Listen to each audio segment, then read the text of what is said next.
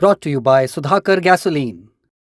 Digestion का champion, पाचन का king, Sudhakar gasoline. President and the Secretary of Treasury and the whole national security team came to this decision because our allies in India, as you know, Lalit, have been good actors and have previously stopped buying sanctioned Russian oil. So as we work to appease this temporary gap of oil supply around the world because of the Iranians, we have temporarily permitted them to accept that Russian oil. ये white house की press सचिव Karoline Leavitt हैं। कह रही हैं कि Donald Trump और अमेरिकी ट्रेजरी विभाग ने भारत को रूस से तेल खरीदने की इजाज़त इसलिए दी है क्योंकि वे अच्छे एक्टर हैं। हम जैसा कहते हैं वे वैसा ही करते हैं। कैरोलिन ने यह भी कहा कि भारत ने यूएस के कहने पर रूस से तेल खरीदना भी बंद कर दिया है। तेल को लेकर जो हालात बने हैं उसे ठीक करने के लिए हमने अस्थायी तौर पर भारत को रूस से तेल खरीदने की मंजूरी दी है। 10 मार्च को मीडिया से बात करते हुए लेविट ने ये बयान दिया है। लेविट ने यह भी कहा कि जो रूसी तेल भारत आ रहा है वो पहले से ही समुद्र में था, इसलिए इससे रूस की सरकार को बहुत बड़ा आर्थिक फायदा नहीं होगा। दरअसल अमेरिका और इजराइल के ईरान पर हमलों के बाद हॉर्मुज स्ट्रेट के आसपास तेल की सप्लाई पर दबाव बढ़ गया है और कच्चे तेल की कीमतें ऊपर जाने लगी हैं। ऐसे में अमेरिका ने ये इमरजेंसी छूट दी है।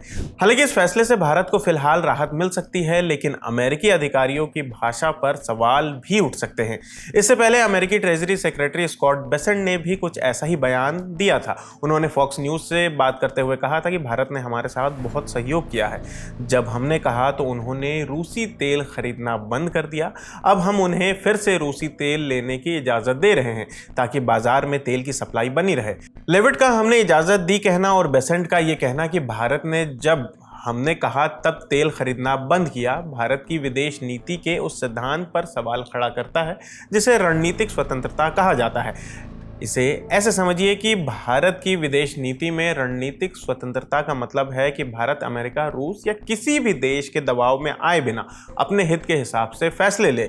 इस मसले पर कांग्रेस भी कई बार सरकार को घेर चुकी है। कांग्रेस आरोप लगाती रही है कि भारत की विदेश नीति उसके अपने राष्ट्रीय हित से नहीं बल्कि वॉशिंगटन के आदेश और अनुमति से तय हो रही है। और इस बार कैरोलिन के बयान पर भी कांग्रेस ने भारत सरकार को घेरा है। कहा कि भारत सरकार हमारी संप्रभुता और इज्जत के इस खुलेआम अपमान पर ऐतराज क्यों नहीं कर रही है।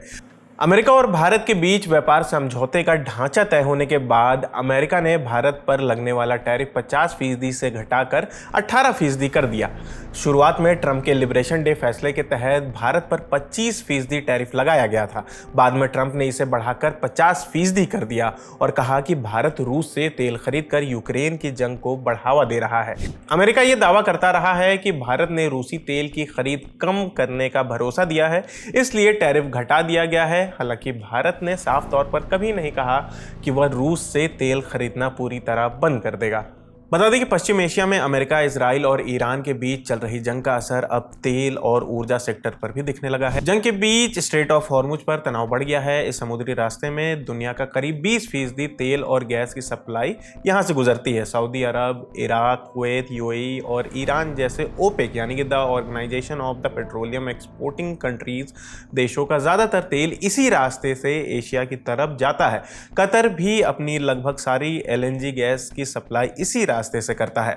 तेल सप्लाई पर असर पड़ने के कारण एशिया के कई देश जिनमें भारत भी शामिल है अब ईंधन बचाने के तरीके तलाश रहा है। तो फिलहाल इस खबर में इतना ही। आपकी इस खबर पर क्या राय है हमें कमेंट करके जरूर बताएं। मेरा नाम आसिफ है। कैमरे के पीछे हमारे साथी विजय हैं। देखते रहिए दी ललन टॉप। शुक्रिया।